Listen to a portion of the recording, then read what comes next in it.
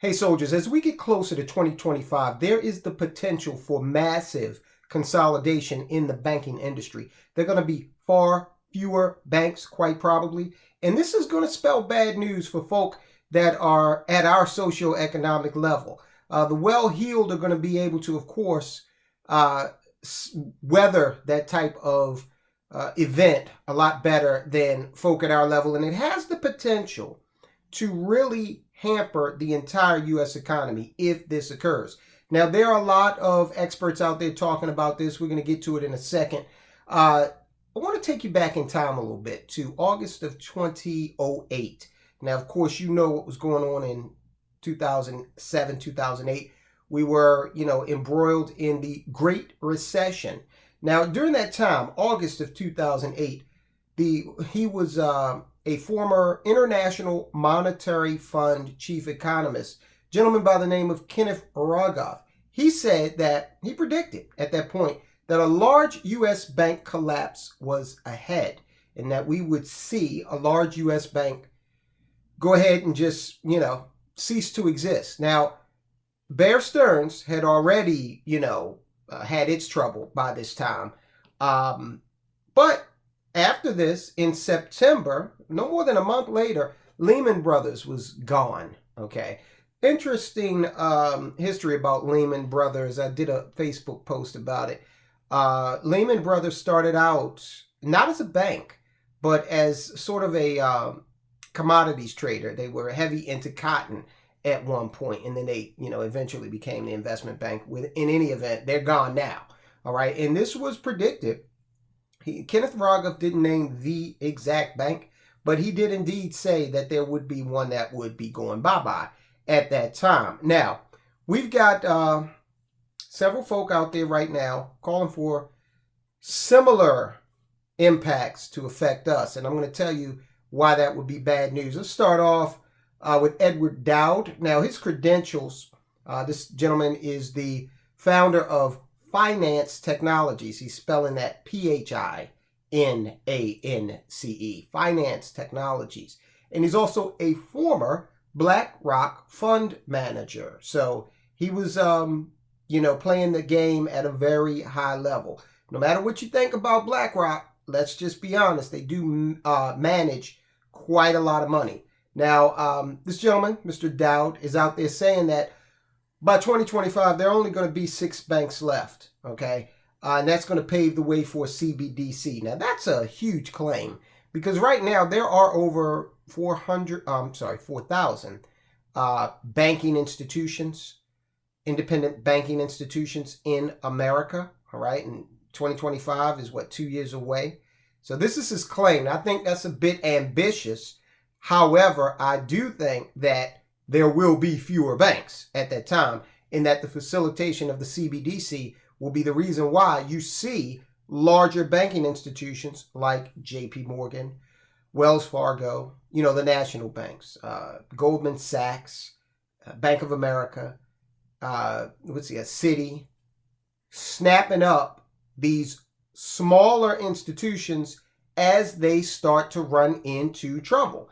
Okay, and we touched on this briefly in the last video we did, talking about the secret meeting, the secret unscheduled meeting that was held by Janet Yellen. And one of the soldiers, I swear, I love this audience because you guys are just, so intelligent. And if you got to look for a caveat here, it's that our audience is never going to be gargantuan. And the reason for that is, unfortunately, most people are they just allow financial issues to happen to them. Most people just are flotsam and jetsam on an economic ocean. And they just, wherever the tide takes them, they just go. Very few people are active participants in the economic direction of their life. But this audience, no matter how small it is, and I'm an optimistic person, but I'm also a realist. I just don't think that historically there hasn't been a big appetite for this type of content. because, and I know there are channels that are much on the same genre that are much bigger than this channel, but when you look at the largest channels, this genre is, not the most competitive out there, okay? But having said all that, we've got one of the soldiers who made a point that, hey, yeah, this secret meeting took place with all of these principles, and I kind of touched on this in the video, and all we got out of it is, oh, everything's fine. No way. Absolutely, absolute, lunacy to think that that really is the outcome of such a meeting. So in any event, you've got Dowd claiming that we're going to go down to 6 banks, okay, in short order, which basically mirror the Nationals. And then we've got Gregor Matvos. He's from Northwestern University's Kellogg School of Management. Erica Zui Zhang, University of Southern California. Tomas Piskorsky with Columbia University. Amit Saru with Stanford. Okay, these 4 professors, they're saying that there are 186 banks out there that are in potential trouble in terms of their positioning and, what they've got in terms of assets. They're vulnerable, is what these professors are saying. They're vulnerable to collapse, SVB style collapse. Now, 186 banks. Who knows how many depositors we have? We went through and we talked about how Janet Yellen, you heard her in her own words, I'll tag it, say basically they were going to make a case-by-case decision on who would be made whole, like the depositors at SVB and the depositors at Signature. They were made whole. Okay, FDIC insurance be damned. Okay, they went over and above that. I used always use the example of Roku. Roku had $500 million on deposit with SVB. Now, if they went strictly by the FDIC rules, they were only supposed to get back $250,000 of that. But, they got friends in high places, and they're able to move mountains. Now, if your bank is not able to command the type of, influence that these other 2, SVB and Signature, were able to, then, that's why you should stay well below the FDIC insured amount. So they are saying that these banks are vulnerable to a collapse. In fact, let's take a look at exactly what they're saying. And I'm going to read this. This is from their actual, the abstract from their paper that they've written. And the paper is publicly available. You can, I'll link to it if you want to check it out. These professors are saying, we analyze U.S. banks' asset exposure to a recent rise in the interest rates with implications for financial stability. The U.S. banking system's market value of assets is $2 trillion lower than suggested by their book value of assets, accounting for loan portfolios held to maturity. So they're saying that there's a $2 trillion potential hole and difference between what they say the assets are and what they really are.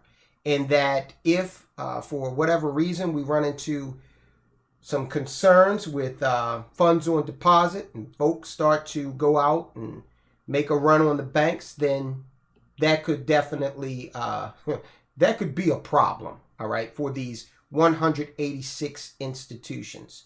Now, if history is an indicator and we find that the United States government helps facilitate larger banks absorbing these smaller banks, then that would play into Mr. Dowd's projection that over time we're going to see far fewer banks. Now, what would that mean for us?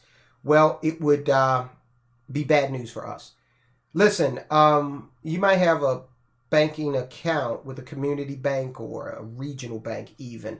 But as you build relationships with these smaller banks, they are able to base a lot of their decision as to whether or not you're going to get loans on things like, okay, look, personality, relationship. They understand your business because they're in your town. All right.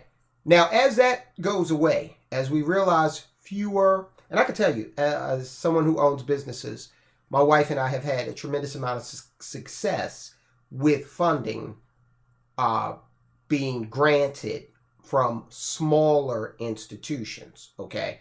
That's a small business person's best friend, is the local or regional financial institution. Okay.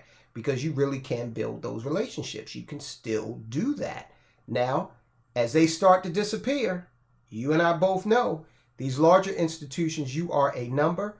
I bank with a credit union, a small community bank, and a large national bank. Okay. Because I've got business accounts and personal accounts and, Okay. So I went into the large bank when I actually was setting up the business account for this YouTube channel. I went into the large bank and I said, hello, I'm here to open a business checking account. And they said, oh, okay, cool. Well, we'll schedule you some time where you can come and do that. And how's next week look? And I said, what? I said, listen, I appreciate your time. No, thank you. I left and I went right across the street to a smaller institution that we have done business with on the business side. And they welcomed me with open arms. We sat down right then and there, opened the account, easy. Is that going away with these local and regional banks? Absolutely it would. Okay. And some of these large banks don't even want your money in there in the first place. Because remember, your money in a bank is a liability to the bank. It's on their books as a liability because at any point you can come in there and demand it. All right. Look at Wells Fargo right now. Wells Fargo and Bank of America, they have a interest rate on savings account that's well under 1%. That is the mathematical method of saying we don't want your money because it's definitely not going to be working hard here, especially considering that the lowest measure of inflation is around 6%. All right. And if we go by the real measure, John Williams' shadow stats, we're up around 14%. So what the hell is less than 1% going to do for you on deposit, but keep you well underwater? Okay, that's like, a mob enforcer just putting your head under the water and holding it there. Okay, so the banks are telling you, we don't even want, these large banks, we don't even want your money. Okay. So that's what's going on, guys. As we develop these relationships with these smaller banks, just keep in mind, they could be going away. So if you develop a relationship with a credit union or a smaller bank, make sure you understand their finances. One of the smaller banks that I bank with actually sent out an email when that whole SVB and signature thing started going on. And the CEO was saying, hey, look, this is our position. This is where we are. Don't panic because our position is not like their position. And he took time to actually explain it. But never rest on your laurels, okay? Never get too comfortable with these financial institutions. I don't care if they're a credit union, insurance company, large bank, regional bank, small bank, okay? Always do your due diligence. You don't want to wake up in one morning and open the newspaper and find out that there was a bank run late yesterday evening, and you're finding out about it, and you go run down to your branch, and the ATM is sticking out of the wall, and there's plywood up on the doors because people have already ravaged the bank. So guys, look, Janet Yellen's secretive meeting. What the hell was she in there meeting about with all of these important people throughout the government's financial apparatus? What were they all meeting about? It was a secret meeting. It was unscheduled. Then they came out and said, oh, guess what? In our meeting, we just figured out that everything's cool. The banking sector is great. And, everything's lovely. If you believe that, I got a bridge to sell you. Watch the video. Thumbs up, subscribe, share. Guys, I'll talk to you soon.